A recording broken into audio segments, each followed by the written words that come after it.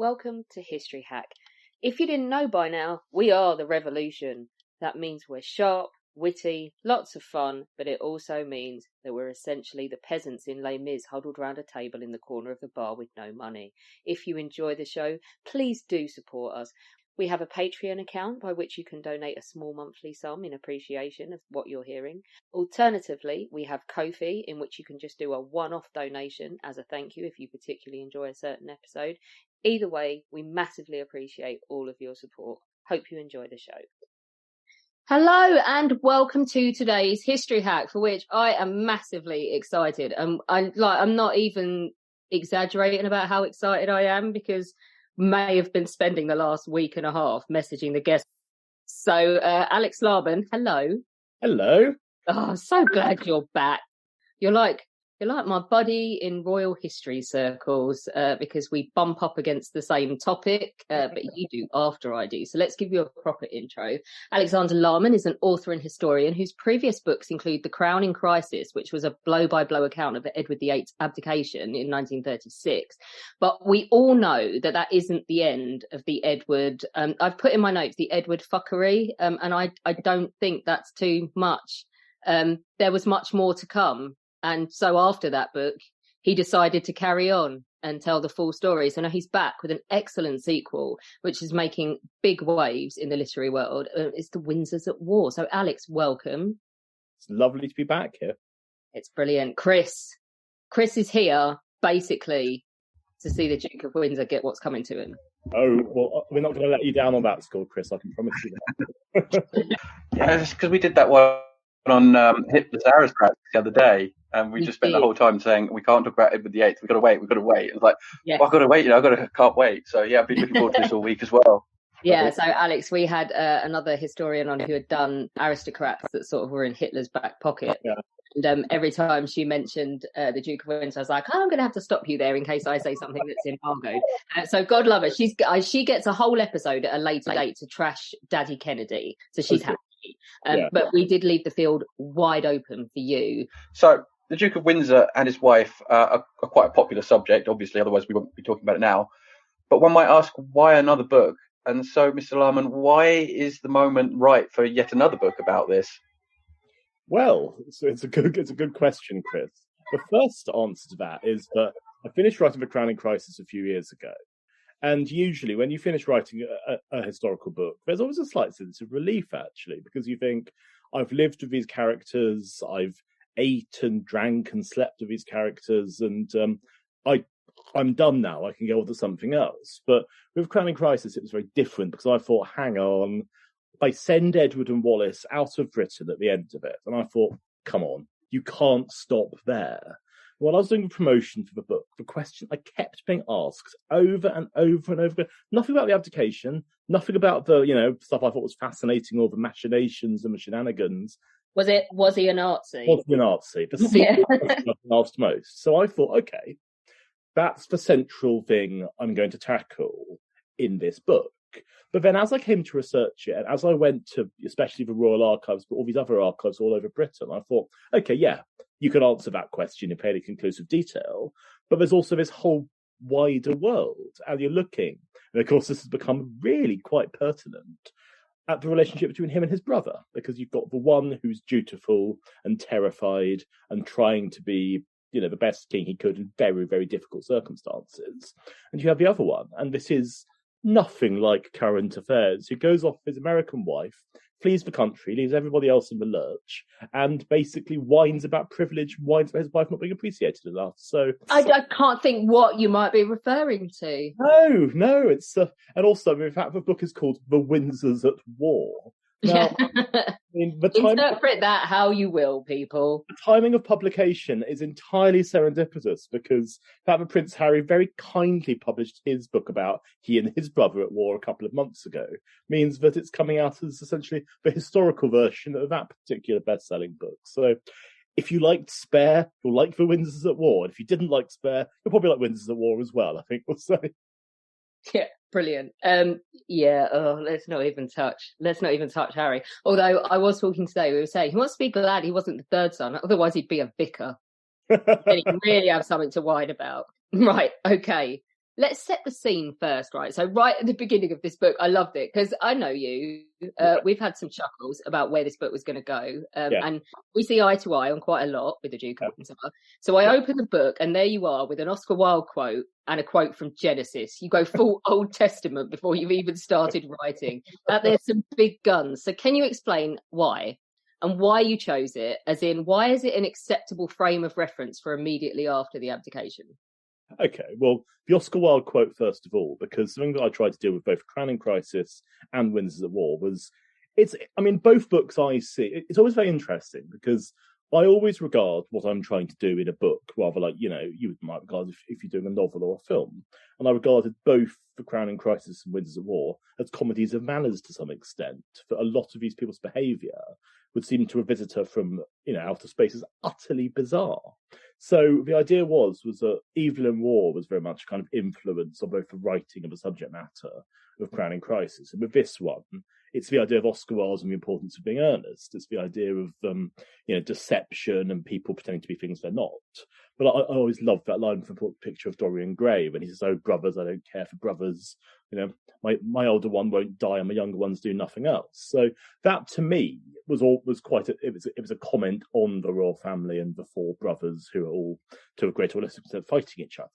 But the Genesis one, as you say, if you're going to go Old Testament and you're going to go properly biblical, you got to go Cain and Abel, really, don't you? With these two, yes. But it's the line that I quote as, "Am I my brother's keeper?" And essentially, because you always do the epigraphs when you finish a book and you want to find a phrase or an idea that's going to sum up what you've said. And that one line for me, I think, does sum up what I've tried to say. And you could say it of either of them. Edward believed to a large extent that he was Bertie George's protector and mentor and all the rest of it. And of course, the king increasingly found himself having to stand in the way when it came to his elder brother and his increasingly treacherous activities. So you can look at it and the rivalry between the two of them and the very intense dynamic. And you think to yourself, that question is the one that I think you try and answer throughout the book. Am I my brother's keeper? And so that's why I thought it was a very apposite quote. Absolutely. I think I named my cat after the other brother, so it's not like my colours are nailed to the wall as it is. There's a quote in the book, and I've just picked one of the ones that is symptomatic. I think, "Don't be weak, don't be rude, be firm, and make him ashamed of himself." That's Wallace to Edward about George VI, about Bertie. So what is the dynamic like between them as a couple throughout the course of this book? How should we process how they operate together? Because they very much sold themselves as a united front, didn't they? That was the whole point of them running away in the first place, because they couldn't be without each other. So now they are this couple. How do they go about their day-to-day lives? Well, what's interesting is I think by the time that this comes out, the first review of the book should be published in The Spectator. And because I'm one of the editors at The Spectator, I've seen the review in advance. There's always that slight moment of what's it going to be like. And actually, thankfully, it was a very interesting, very insightful, though flattering review, so I was very pleased with it. But what the critic did say is that the women recede in this book and that it's a man's history written by a man. And I thought about that because I thought that while I was writing Crowning Crisis, Wallace was so central to the book and so central to Edward's life. In this, she isn't as central, which is partly because we do not have the material that we have back then, because we have the letters that she wrote to her aunt, Bessie Merriman, but what we do not have is the correspondence between her and Edward. So to an extent, we do not have the access and the information about their relationship that we did, which is annoying because what you want to delve into is this very weird sadomasochistic psychosexual dynamic between the two of them. I think what you can say is that it was always a relationship where she was the dominant one and he was very much the submissive one. And you can that's constantly what he looked for. Yeah. Constantly. Yeah, absolutely. And I think what you can see is that Edward, as the late Philip Ziegler said to me, sex meant a lot to him, but a very specialised form of sex. He craved to be dominated. And while we don't have the stories that we have in 1936 of his basically being treated like a sort of a very badly behaved lapdog. What we do have is a sense of Wallace being top dog at all times, everything being done to please her, to satisfy her, and generally keep her on an even keel. But of course, the difficulty is that, I mean, something which is a recurring theme is Edward going on and on and on about her being given the HRH title that's going to apparently make... She didn't care. I mean, it just didn't matter to her nearly as much as it mattered to him, because she was much more interested in things like money and jewels, but he was... That was her thing. Her thing is it's utter terror at being poor, isn't it? Yeah, precisely. Well, it's the tramp fear, isn't it? Because she grew up without money. There's always the worry that, you know, because if you think about it, you've met a king. You think to yourself, well, I'm never going to have to worry about money or riches or status ever again. And then the king becomes an ex-king. So all the worries come back to you. And I mean, yes, it's always interesting because you look at your book, there's always a point, probably around publication, that you're reading it to do interviews like this. And you do think to yourself, that's something I would have liked more of. And I think actually, because the dynamic between the two of them, it's such a fascinatingly weird one. But the good thing is that in my next book, which is about the relationship between them after the war, there's a lot more of that. So it's not an unexplored area, shall we say. This is great because you've essentially written 3 sequels to the book I'm writing. So. Brilliant. In the end, there'll be 4 books by the 2 of us. You'll have done most of the work, let's be honest. But they can read about the whole Surrey mess from his birth all the way up to the end. I think, yeah, because the next book's going to be out about this time next year. After that, I think I'm done with the Duke of Windsor because... I don't know how you've done it for 3 books. I mean, I'm like 20% of the way into one, and it's his hard work. I don't think I've ever been so unempathetic with a subject ever that I've written about. Well, it's always funny because one always has one's favourite bits of a book. I think one of my favourite bits of Windsor's War is the introduction, where I list the quote for everybody quoted when I give them a kicking of a crowning crisis. It's brilliant. Please read. Can I read that out? Because I know, because by then the embargo, I don't think they'd care about the introduction anyway. But I mean, it's off. The book was out yesterday. This is going to go out on the 10th of March. So everybody best be off and ordering this book right now. But this is when I knew that you were my royal historian soulmate, because at the very beginning, you said, because you did take a bit of a kick in for being negative about him, you said, I cannot say I have warmed to him during my research. I've been accused of harshness towards Edward, whom I described in the crowning crisis as a wretched ruler, an obsessed and demanding lover, and, bar the odd instance of compassion and decency, a selfish and thoughtless man. My only regret, this is you, is that I've been too generous towards him. If there is a public figure of comparable standing, and I'm watching Chris's face as I read this, who displayed the lack of self-awareness, non-existent consideration for others, and disdain for any reasonable standard of behaviour as the Duke of Windsor, their name should live in infamy. Yes, I mean, you're looking at, Pol Pot, I mean, Ian Brady. I mean, you're looking at some really quite bad people to try and get down to that sort of level, and you can say, oh, but, he was just a spoiled rich kid. I mean, he didn't kill anyone. You think, well, that's a debatable thing. I mean, the question is, to what extent the treachery results in anyone's deaths? So, okay, right. He's abdicated. Yeah. He's buggered off. He goes to Austria to wait for her. Yeah. Their existing friends are jumping ship already, aren't they? Discuss. And how does the Duke react to this? Is he humbled? Well, what it is it's a mixture of things. I mean, they're really boring company. What is very interesting is that there is one royal commentator who shall remain nameless, but I have no idea how this woman gets work.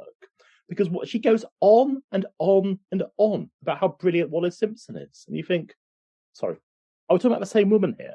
Because the Wallace Simpson who I have come to know through my research was not this sparkling witch. She was this harsh, difficult, demanding person. And I would just go with mean. The letters and the documents that I had already. I haven't done a lot from the 1930s yet, but she just comes off as mean. Yeah, but in both senses, both financially mean and personally mean.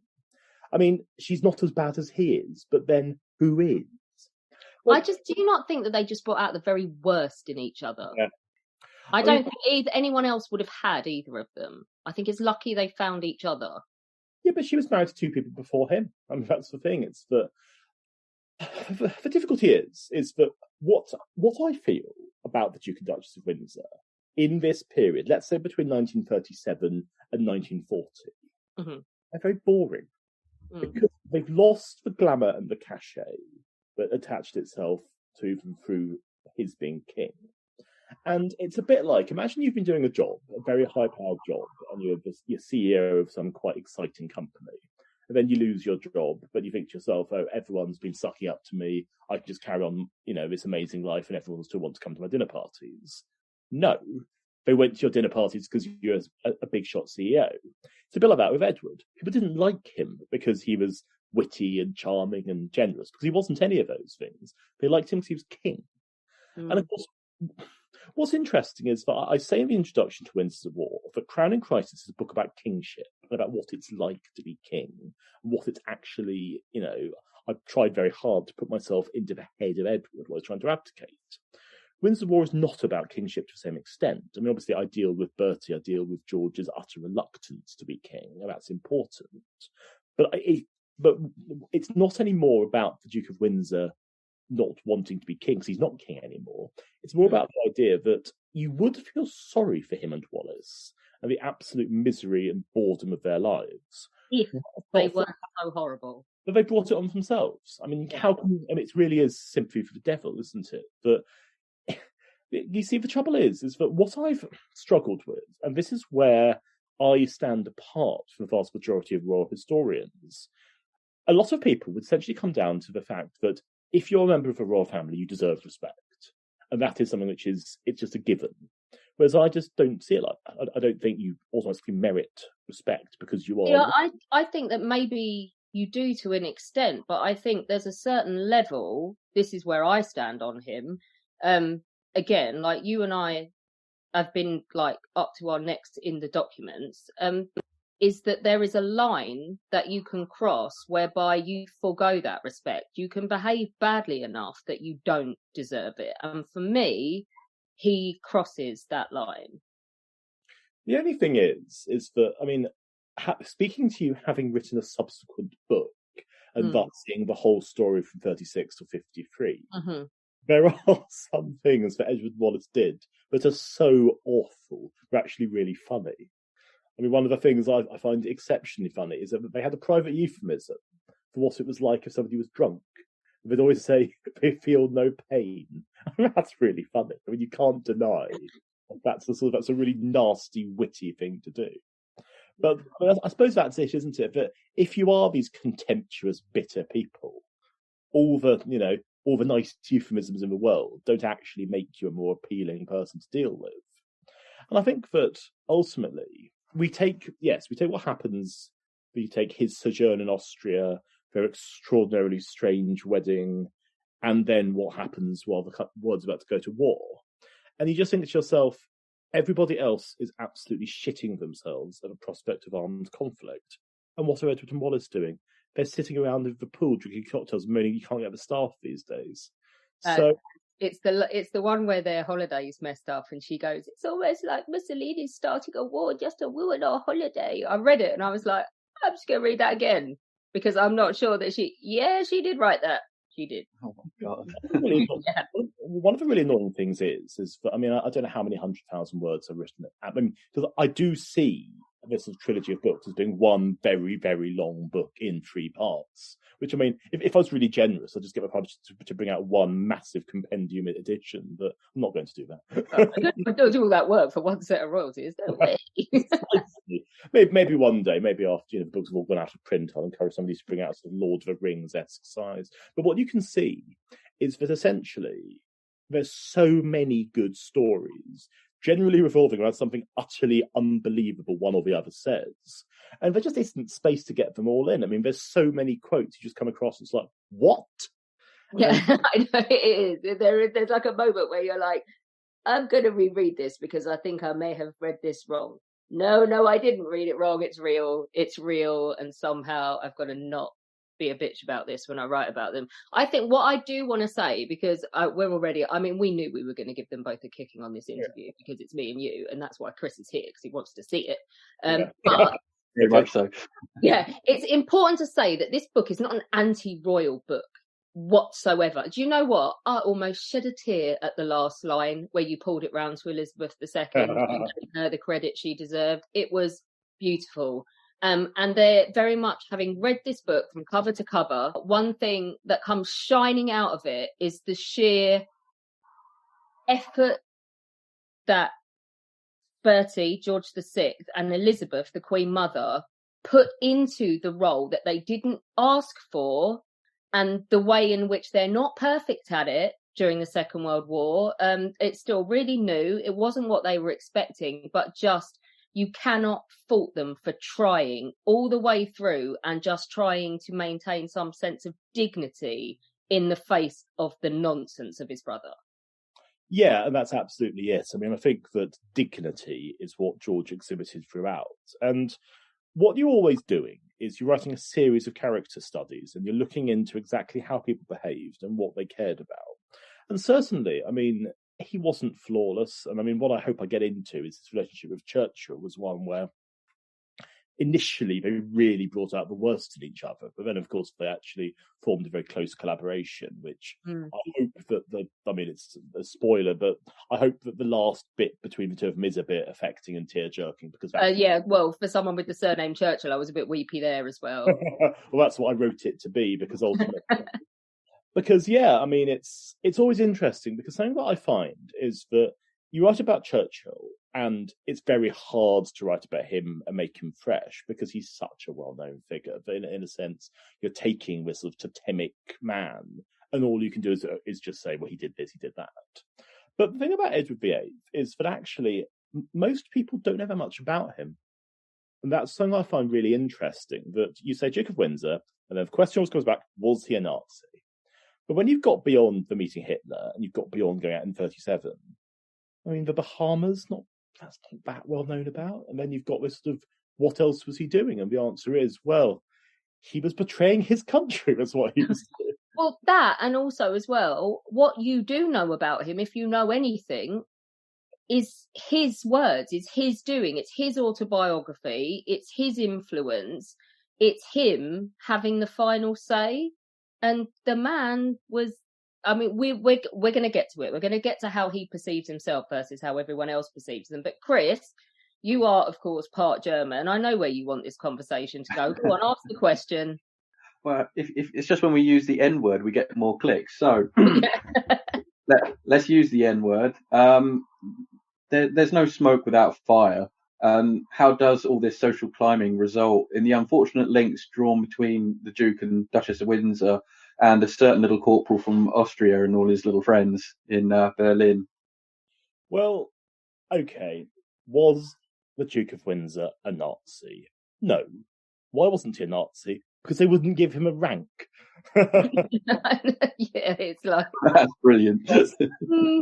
Whereas the chap who hosted his wedding, Charles Bedaux, he was a Nazi. He was given a rank and everything. But to be honest, he's not alone, is he? I mean, like, you can say, yes, he's a monumental dick in this sense, but Wilhelm II's had it. Yeah. Hitler plays him like a fiddle, sort of promising that he might be able to give him a throne back and that, and their relationship fluctuates between what this failed royal thinks he can get out of Hitler, and is he doing the same thing? Well, what I find very interesting, when you write a book like this, which you've spent a long time searching, a long time really getting to grips with, you walk away at the end and you think, right, that's the bit everyone's going to talk about. That's the really interesting chapter. That's the bit maybe cry or laugh or whatever. Crowning Crisis were 2 chapters. The first one was somebody trying to kill Edward VIII, which you can't blame him. I mean, it's a perfectly fair thing to do. And that got a fair bit of attention. I still maintain to this day should have got more attention, because an MI5 agent trying to kill the king is quite a big deal, let's face it. But the other chapter was about Stanley Baldwin, about he didn't like Edward VIII in the slightest, and standing up in Parliament to make this amazing speech. And nobody took any notice of that, so but chalk that one down to experience. But in this book, the things I think are very interesting are that obviously the Edward and, Wallace stuff and the Nazis, but the fact that the royal family itself had a very high level of Nazi infiltration into it. The fact that both the Lord Stewards that George VI had were, I would say, one of them was properly, basically a paid-up Nazi, and if you'd given him a uniform, he would have worn it.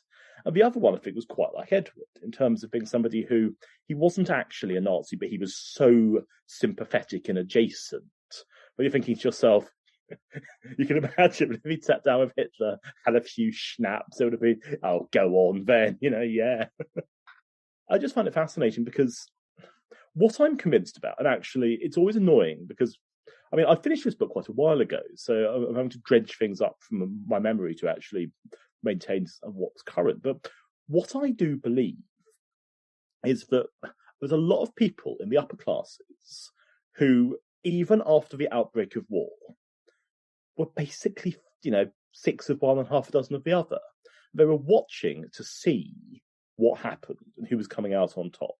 Even while their country was being bombed by the Germans, you can bet your bottom dollar that if Hitler had invaded, if Operation Sea Lion had happened, there would have been a lot of people at the highest levels of the aristocracy who would have gone over to fascism and not blinked. I'm not talking about people like Mosley or Diana Mitford. I'm talking about the kind of people who had very, Douglas Hamilton, the man who's, he's an aviator, he's a Lord Steward, and he was also somebody who Rudolf Hess was flying to try and meet. And you can bet your bottom dollar that if things were slightly different, Hamilton would have been one of those people who was sitting next to Hitler and, having a very good time with him. So the Duke of Windsor has to be seen in that context. He's not alone, is he? No, and actually what's very interesting is that he wasn't making common cause with people in Britain. And that is something I find fascinating because when Edward and Wallace are in Portugal and the Nazis are working very, very, very hard indeed on them to try and recruit them over to the cause, what they should have done is to find other people in England and then used that as a conduit. Because the person who came out and actually basically saved the country, Walter Monckton, who a very underappreciated figure, I reckon, but we'll get to him later. But if Edward and Wallace had been exposed to people like Douglas Hamilton at that point, I think things would have got very interesting because ultimately Britain is in a very poor state until, at least 1942, if not 1943. And you've got a situation where public appetite for war is not as strong as politicians might have wanted it to be because you're being told appeasement. No, okay, we've got to go fight now. And actually, everyone remembers the First World War. Everyone remembers the awful damage caused by that. People don't really want to fight. In fact, you've got a lot of people, not just, the Duke of Windsor-esque lounge lizards, but people like, the press barons, the Rothermeres, the Beaverbrookes. Mm-hmm. They are not desperate to see the country fight either, because there's still this idea amongst a lot of people that Hitler's not that bad a chap, really. And that is something that if people are looking at Germany, they're thinking, so this country, which was in this appalling state after the First World War, it is now being turned into, a forward-looking, vigorous, in terms of the economic transformation, it's a miracle. And they think, okay, fine. So he, killed a few political opponents. Well, so what? Killed a few treaties, killed a few people. Precisely. But, but look at the economy now. Look what he's done. So, yeah, I think that what we can see is that what Edward was saying and doing was not so very far away from what a lot of other people at the highest levels of British society were saying and doing as well. And I think that if he had had the opportunity to go back and been king, or at least something like a king, to have been a president in a Nazi-led republic, he would have done it, wouldn't he? I believe with all my heart, yes, he would have. Does that make him a dyed-in-the-wool Nazi in terms of ideology? I just think Edward did what was best for Edward at all times. He hated Bolshevism, as he called it. He hated communism, yes. Hated Russia. That was his big thing. And I think he always felt, even after the end of the Second World War, You see in these letters that he wrote, there's lip service being paid to, Hitler, all the evils of fascism, but his heart's not in it. Whereas when he goes on about communism, I mean, his anger when Attlee and the Labour government were elected in 1945 is astonishing. So you can see that a lot of people, and I think he was just the most prominent, never really felt that Hitler was all that bad. They couldn't really understand why they were fighting them. And you see, that's something of a problem, really, isn't it? It is. I mean, I think we've been fair in that we've pointed out that he is not the only person of high birth in the British Isles who's dabbling with fascism and sidling up to fascists. But he does go in 1937 to Nazi Germany. Does he have, and he is unique in that he is an ex-king, does he have any business at all in taking part in even sort of pseudo-official nonsense like this? Does it undermine the already difficult position that he's dumped his brother in, or even the government? Well, he shouldn't have done it. I mean, there's no perspective on this earth that the former king should just be swanning around Nazi Germany. Because he wasn't... Basically, the relationship that he had with Neville Chamberlain was one of at least semi-detachment. Because what I find very interesting is that there has been an attempt in recent years to rehabilitate Chamberlain, to say that he wasn't just this weak, ineffectual figure. To which I just say, bollocks, he was a weak, ineffectual figure. He didn't know what way anything was going, and the fact that he couldn't deal with the Duke of Windsor in any meaningful or useful way is testament to his weakness and his uselessness. But the fact is that in 1937, if it had been made clear to the British government that Edward was going to go out to Germany and associate with Hitler, you'd be thinking, okay, this is the propaganda coup to end all propaganda coups. Because what this does is that this makes everything about the Nazi regime look acceptable. Because the fact is that Edward... something that I find interesting is that Edward's shifting public popularity in Britain before and during the Second World War was quite fascinating, actually, because there are definitely points at which I think if he'd returned to his home country, he would have been treated as the proper king. And George VI would have been treated as a kind of almost like, he just came and, kept the throne warm. Caretaker. Yeah, thanks for that. You can fuck off now. He's like Tony Pulis. Yeah. So I think you got called in because the other guy wasn't available or wasn't doing so well, but you've steadied the ship now. You can bugger off because you're dull. Yeah, because what I think a lot of people find frustrating is that if you're king, it's not like being prime minister. We can't boot you out because actually, I think the fact that Edward VIII was half booted, half jumped, made people think, oh, okay, well, we've done it once. Can we do it again? Because I mean, there was definitely talk in the early years of George VI's reign that he wasn't up to the job and that there had to be some sort of regency imposed. I mean, there was even the discussion at one point about his brother, Prince, Gloucester, the Duke of Gloucester becoming. Oh, God love it, but no. I mean, really, if you're being absolutely honest, none of the sons of George V and Queen Mary were really ideal king material. Well, poor George is a drug addict. Yeah, well, dear George. And then, of course... that's covered in the book. Well, also Nazi sympathies and quite... The stuff about the crash was very interesting in your book. We'll go on to that later. But but basically, yeah, I mean, this is the thing about royalty, that we were very lucky in that we had Elizabeth II for 70 years. And I suspect that she will go down in history as the greatest monarch there's ever been. I suspect that when we actually can take a bit of time away from it, I suspect there has never been a more consequential, more important monarch in English history. But in order to get to there, we had to, get through quite a bit first. And I think that what you have with the Duke of Windsor was a man who, he would have liked to come back to Britain at some point, maybe, I don't know, around 1939, and have been left alone. Wallis could have been his queen. He could have done whatever he wanted. And I mean, was he an anti-Semite? Probably. Was he a racist? Absolutely. Would he have looked the other way while the Jews were building gas chambers? Sorry, not the Jews. While the Nazis were building gas chambers on the Isle of Wight? Yeah, he would have looked the other way because it wouldn't have bothered him. And this is the thing. It's like, it's quite easy for me to sit there and make sarcastic comments about the Duke of Windsor because it's really good fun, and it's something that I've been doing now for years. And in fact, I can actually do that as part of my job is a wonderful thing to be doing. But the jokes and the banter do, I hope, not obscure the fact that he was a bad man. I mean, he was a really, really bad man. And had he not abdicated, we would not have a monarchy now.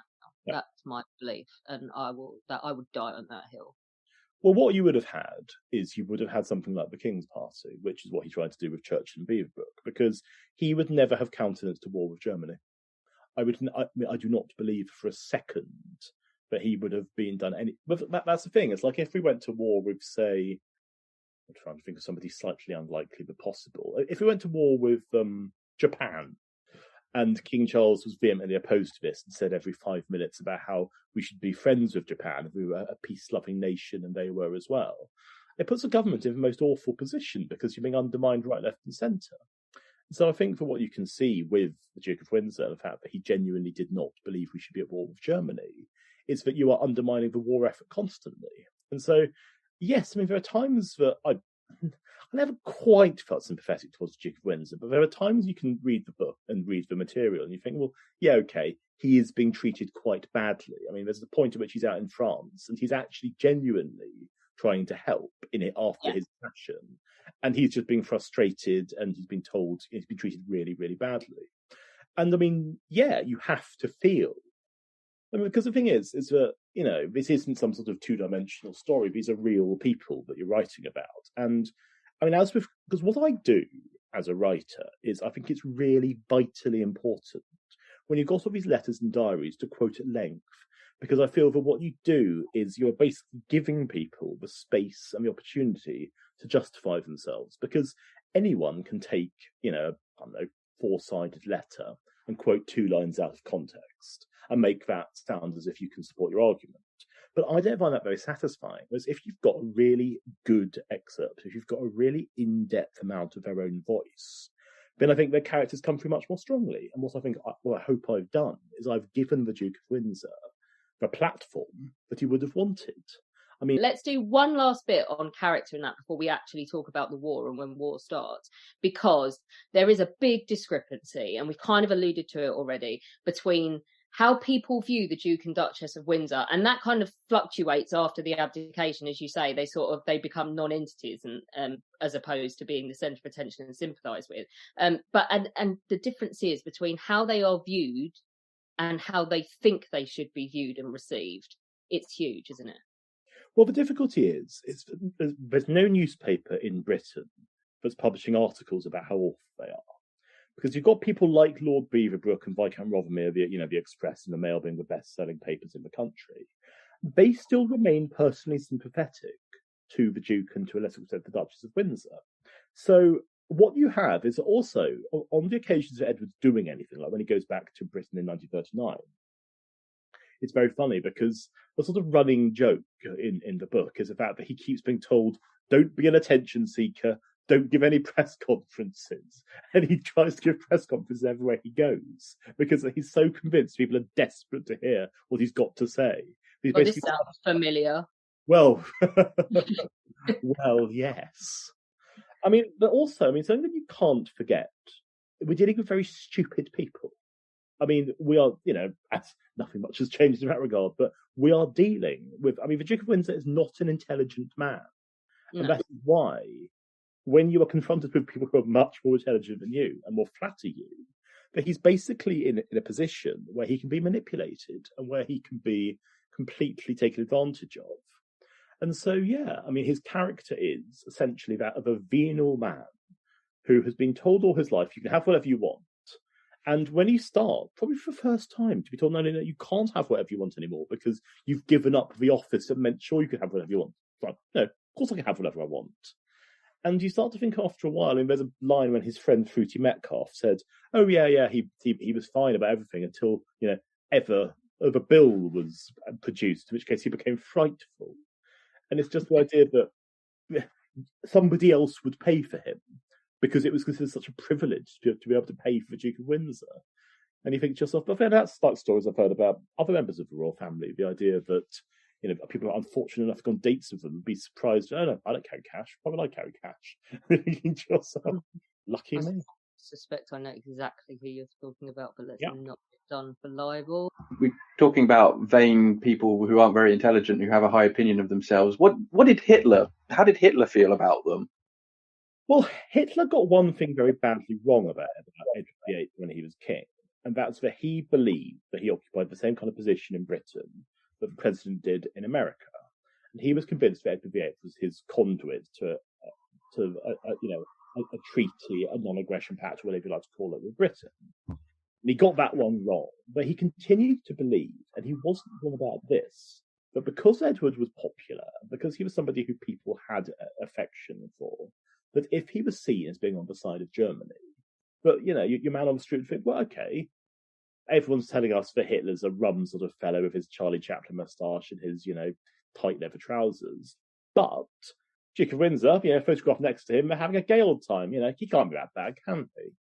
So, I mean, if you look at Duke of Windsor meeting Hitler in 1937, it's just an astonishingly bad idea.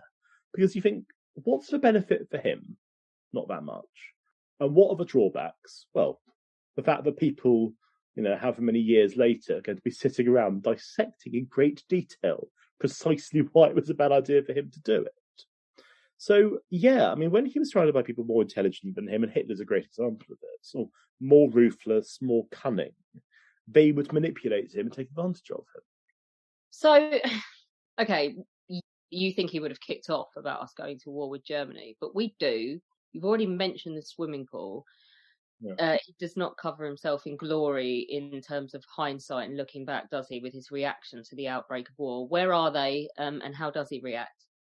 Well, they are in the south of France when war breaks out, and it becomes important to get him back to Britain because it's thought that if he's in France and France is invaded and he's captured, that puts him in a very difficult position, puts the country in a very difficult position. But of course, given what happened the next year, when they go to Spain and then Portugal, and they're just hanging out with Nazis, you can see that both the government and the royal family are thinking, okay, what do we do now? I mean, because we can't control him. I never thought I'd say these words. In fairness to the Duke of Windsor, oh my God, they're dirty. Okay, in fairness to him, though, he's not bright, but he's not necessarily lazy. He had a very industrious First World War. It's questionable how much use he was at certain times, but he was willing to put the work in. He didn't have other people do the jobs that he was given for him. He did them himself. And he does present himself as willing to take a role like that again, doesn't he, at the beginning of the war? Yeah, well, I mean, the difficulty was that, okay, to his credit, what he did in going out to France, because he wanted to have a meaningful role, because he had this, rank of like field marshal rank or something. Yeah, but he basically lobs himself into everything he remembers his father doing in the First World War, doesn't he? But he enjoys it. He enjoys going out to France. He enjoys hanging around with the soldiers, because what it was with Edward, when I think he was happiest, when he wasn't with Wallace, was that he loved the idea of being around people like, sailors or soldiers or, those sort of people. And he's there sort of trying to be one of the lads. And Desmond Fitzgerald says it to him on his 21st birthday, doesn't he? I can't give you the one thing you really want, which is to be just like everybody else. Yeah. And the thing is, what's so interesting now is that, I mean, the definitive biography of Edwards will always be, I think, the Philip Ziegler one. Mm-hmm. And I mean, I've occasionally thought about doing one myself, but actually, to be honest with you, I think that it would probably kill me just because writing another book about Edward. Yeah, there's only so much time you can spend in his head, I think. And actually, yes, it's strange because whenever you do write a book like this, you do go in somebody's head. It's often quite a lonely, miserable place to be because you can see with him it's for resentment. And it's funny actually because when I was out in Paris last year and I went to Le Meurice and the Plaza Athénée where he and Wallace stayed. And at one point I was actually thinking to myself, because it's always very weird when you're staying in these suites that they once stayed at. Perfect job. And I thought, if the Duke of Windsor's ghost was to visit me right now, how's that conversation going to go? And of course, the thing is that on the one hand, sort of 95% of you thinking, I don't want to see the Duke of Windsor's ghost. And 5% of you is thinking, well, could I get some material to use in the next book? And you can just imagine, you got all the references, Royal Archives, National Archives, interview with ghosts of Duke of Windsor. I find that being inside his head, is a very negative experience. He is a very negative person to be around. And I find that when I do my stuff, I do his diaries and his letters in short bursts, surrounded by George V's documents and Mary's documents and that, because to spend 3 days in the Royal Archives inside his head and doing nothing else, I feel like I've been beaten up when I leave. It's been really interesting for me because I haven't written a book about somebody I really admire or like since my first book about Lord Rochester. Mm-hmm. And George VI, you're sort of clinging on to as to somebody to like and to admire. Yeah. But there is a detachment there. And it's actually not till later when you get the full, the tragic extent of what's happening, that he becomes somebody that I think, I find a very affecting figure. But because what I like is there's a story that I quote about how he was in wartime. He was absolutely petrified of enclosed spaces and petrified of heights. And there was some inspection of a lighthouse, and he had to go up these incredibly long, winding stairs. And he was sweating with a mixture of fear and panic and exhaustion. But he did it without complaining, because what he did was the opposite of what his brother did. He saw that as a man, he was this fragile, weak, flawed figure. But as a king, he couldn't be any of those things. And he had to subsume, Bertie. Because that's the thing, isn't it? That you're dealing with two people. You're dealing with George VI and Bertie. And Bertie is, quite a pitiable figure in many ways. He's somebody who, like his brother, is dominated by his wife, and he's got this appalling speech defect, which means he can barely get a sentence out. But as king, he really grows into it, and he really becomes... He does, and also as well, as Brits, we love the underdog, and in this scenario, he is the underdog. Chris is nodding. I don't know, as the non-royal historian in the room, Chris, I feel like Bertie's the one you're rooting for, because he didn't want the job that he's ended up with, and yet he just does it the best he can. He's not the greatest at it there's ever been, but he could not give it any more. Absolutely, yeah. There's definitely something about the underdog in this country, and so definitely the one you root for, George.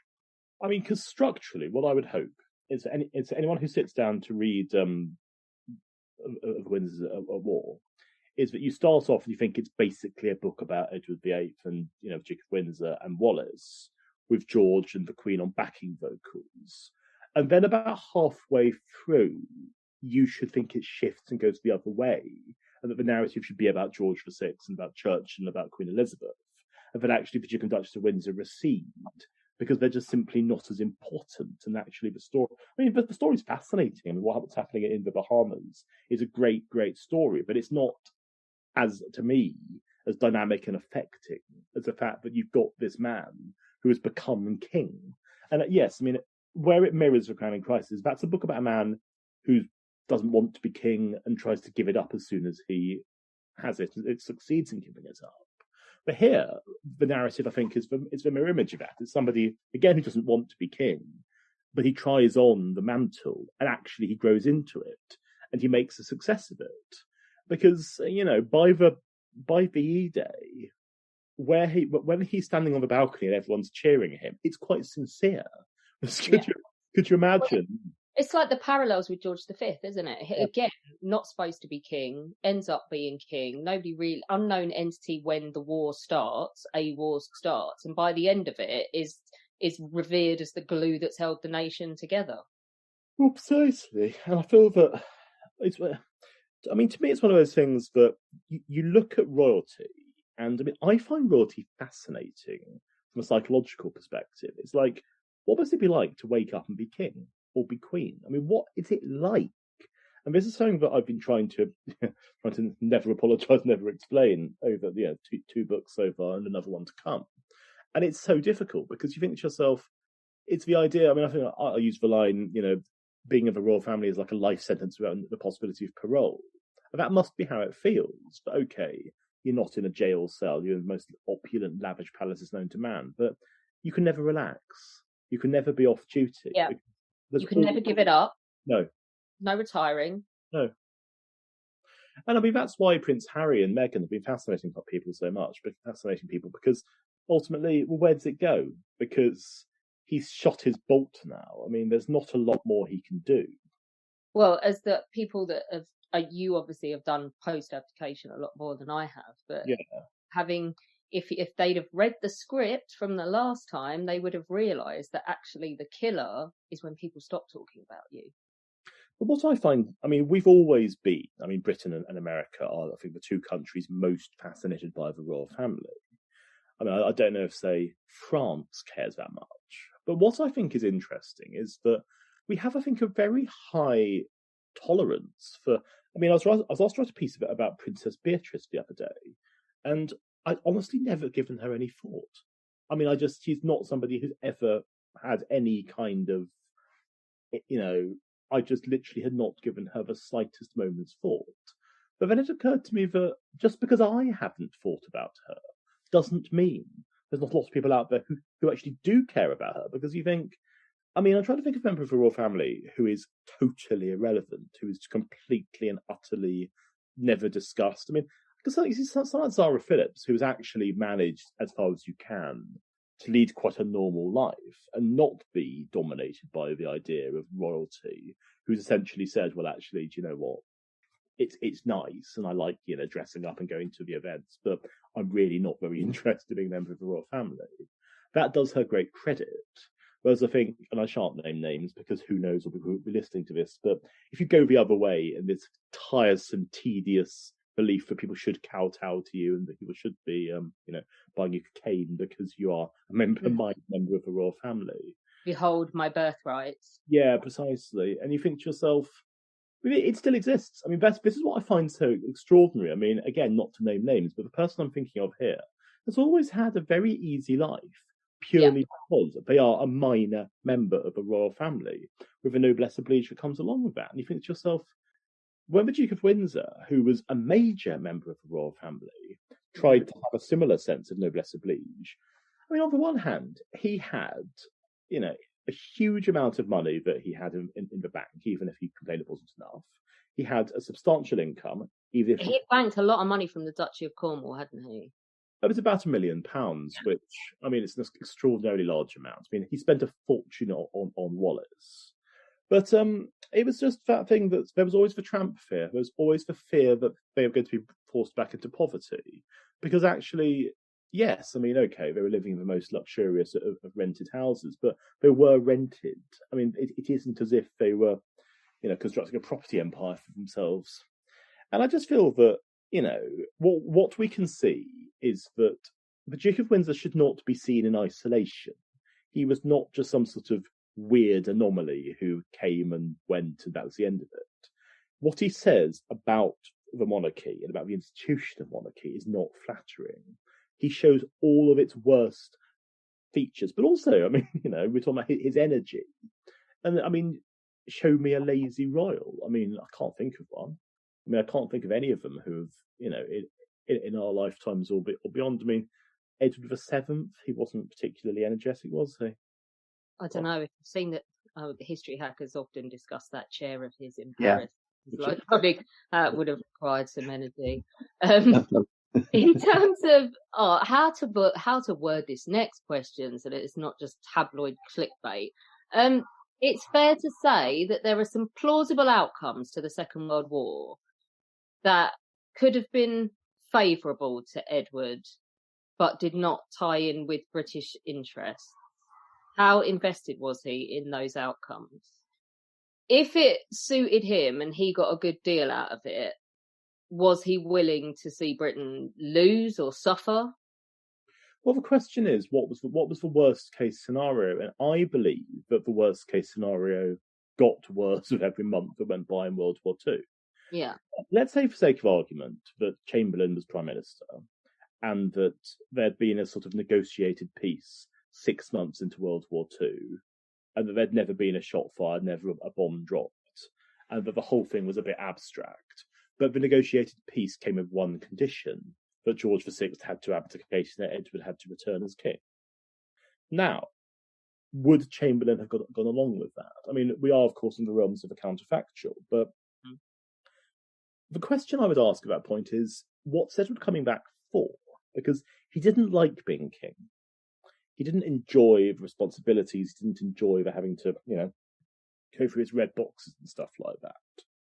So if you take the idea that we have a negotiated peace and that there's been no bloodshed, but Edward's back as president or king or whatever you call it, does he actually want the job? And I suspect the answer would be yes, if it wasn't a job at all. If he was told, right, you don't have to do anything constitutional, there isn't a prime minister for you to worry about, the country's being run from Germany, essentially, you just smile and wave and go off to Fort Belvedere with Wallace and everyone's happy, I think he'd have been very happy about that. I think he'd been very happy about that when he got it, but the thing about him is he'll whine and bitch and complain about wanting something, and then he gets it, and then he's whining and bitching and complaining about wanting something else. That man is never happy. Well, it takes us back to Oscar Wilde, doesn't it? There was only one thing worse than not getting what you want, and that's getting it. And I feel that with him, I mean, he really would have been a great fit in an Oscar Wilde play. I mean, you can just imagine him coming on, Lord Windsor. And Lord Windsor is the character who comes on, and he always thinks that he's witty and spouting his epigrams. And I was like, but they're really second-rate and really laboured. Because, I mean, Wallace was much wittier than he was, to her credit. I mean, one of my favourite bits in the book, or indeed in Wallace's life, is after Sir Harry Oakes, who's a sort of, squillionaire plutocrat, murdered it in the Bahamas. And in fact, Wallace's reaction is, oh, well, never a dull day in the Bahamas. After they've been complaining about how dull the Bahamas are for about 2 years.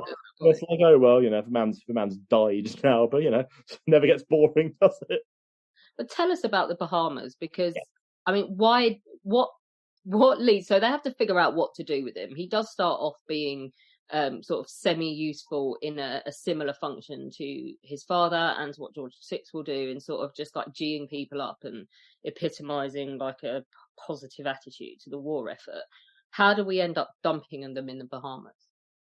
Well, what's happened basically is that Edward and Wallace are seen as being very, very dangerous and troublesome, because it's thought that as long as they're in Europe, there's going to be something happening with the Nazis, whether they're physically kidnapped by the Nazis or passing on information or intelligence, and they are bad news. So what is done is that they are packed off, quickly, and when they're in the Bahamas, it's thought that they can be kept out of trouble. And of course, the Bahamas, you think about that, you think, oh, that sounds glamorous, but in the 40s, it was not this sort of, wonderful paradise place. It was incredibly hot.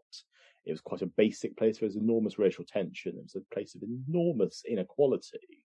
And Edward has been sent there because basically it's one of the few dominions of the crown that's quite small, and he can't cause that much trouble.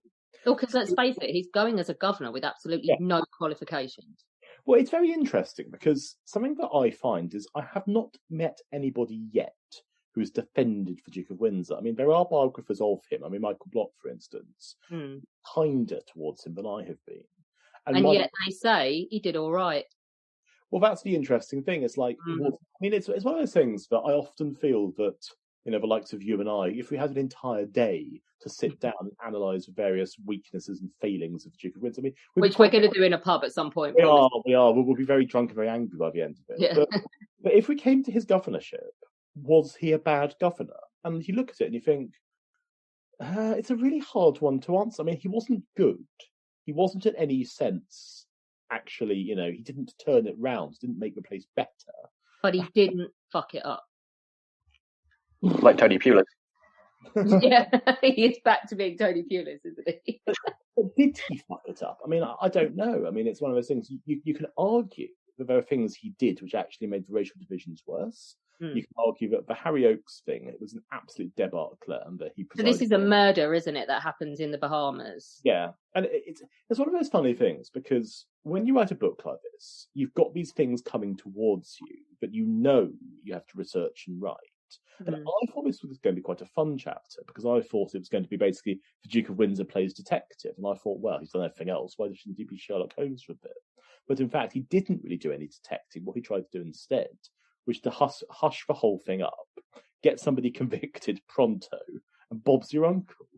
And actually what you see there is it's more about the fact that it really split the partners down these sort of racial, social lines in terms of this playboy who was accused, because Oakes, he was the son-in-law of Oakes, and he'd been heard to threaten him and things like that.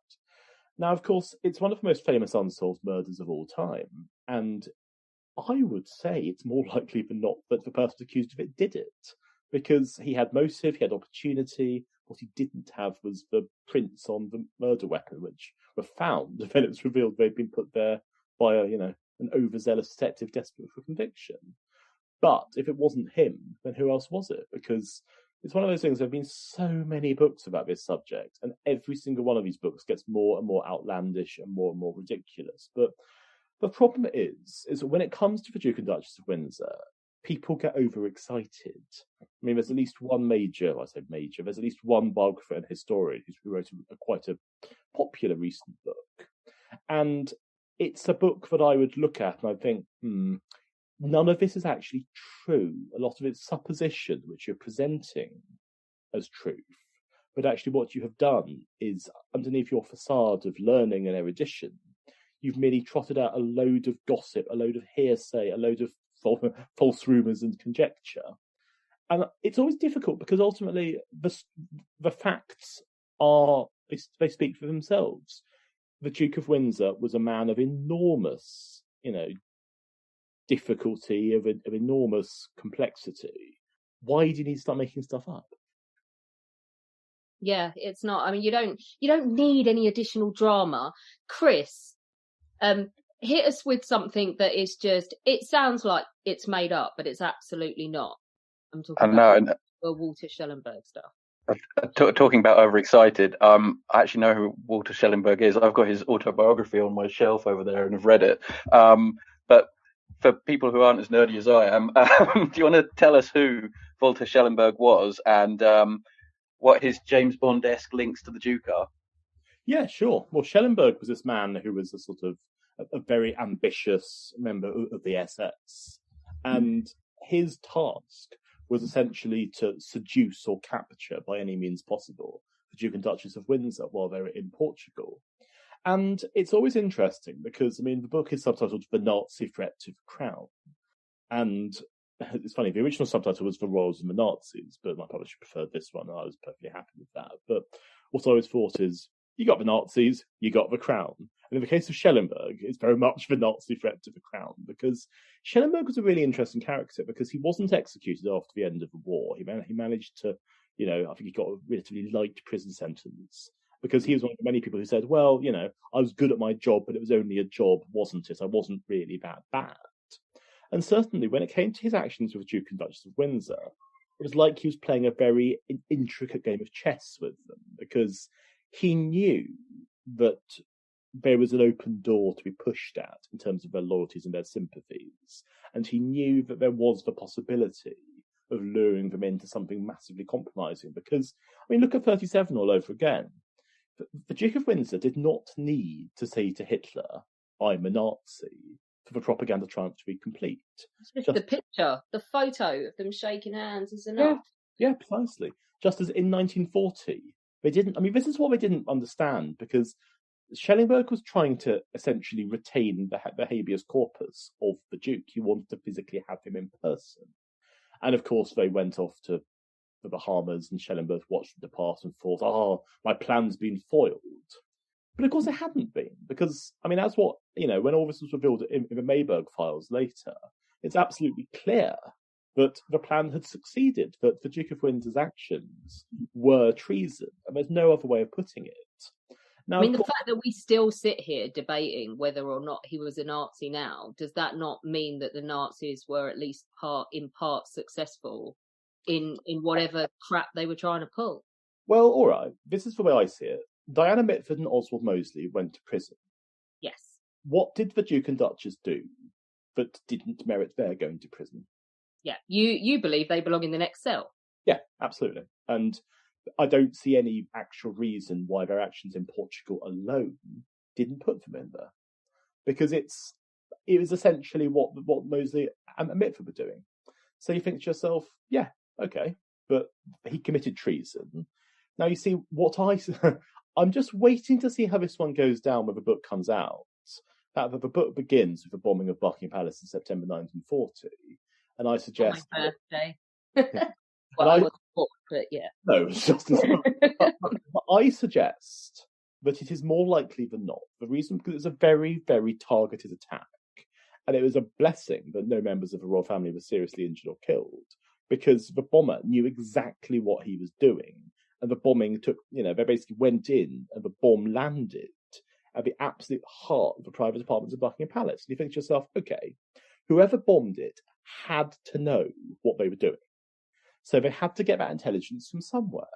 And okay, yeah, sure, there's a lot of people out there who knew something of the workings of Buckingham Palace, but you're thinking, so all right, which ex-king who used to live at Buckingham Palace has been hanging around with Nazis a couple of months before the bombing? And has seen another war at Buckingham Palace and how everything threw down, security-wise, bombing raid-wise. There were protocols and stuff. I mean, I think basically the protocol at the beginning was run for the middle of the building and stay on a lower floor, which of course the King and Queen did not do. They ran for the balconies just like everybody else. But I mean, he has seen it at work in wartime as well. And so because basically it's one of those things, I can imagine there are going to be people who say, that's not possible. Of course he didn't want his brother to die.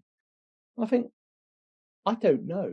I mean, the difficulty is that people ask me questions that I have to equivocate on, and this is the one that did Edward want his brother to be killed?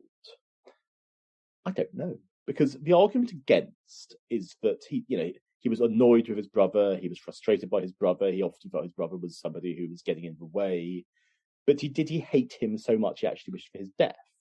I don't think he did.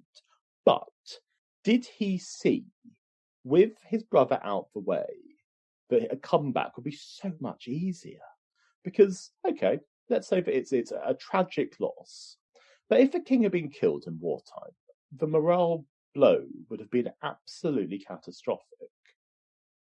It's just one of those things that they didn't see how these things looked in terms of the wider optics of it all. And so, but yeah. This is coming back to his not being very bright, isn't it? Yeah. And I think I think I say this explicitly in the book, on balance, I don't actually believe Edward wanted to see his brother die. I don't think he's not an evil man.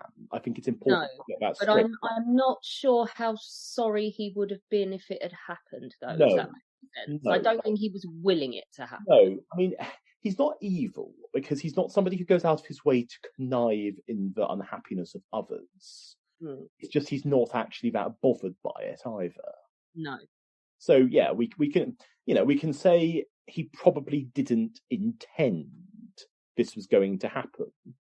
But if you're sitting down and there's this chap who's showing a really, really detailed interest in exactly what Buckingham Palace looks like, and this chap's also, been hanging around with Nazis quite a bit, you might think to yourself, I'm not going to give him the grand tour because there's a possibility this could all go a bit wrong, isn't there?